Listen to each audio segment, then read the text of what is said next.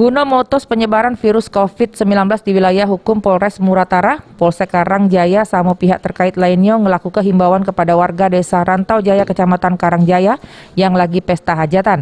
Kapolres Karangjaya mengungkap kegiatan ini merupakan himbauan sama warga yang lagi melakukan hajatan pesta tentang penerapan atau mematuhi prokes, di mana virus COVID memang ada sama bukan hoak. Nginget ke acara hajatan bisa ngundang uang banyak, pesta harus mengetahui prokes. Tamu yang datang wajib pakai masker, ada tempat cuci tangan, sama duduk berjarak.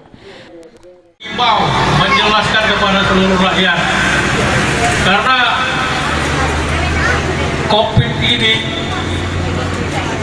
saya jelaskan dari pihak polisi saja sudah 253 orang sudah terpapar COVID.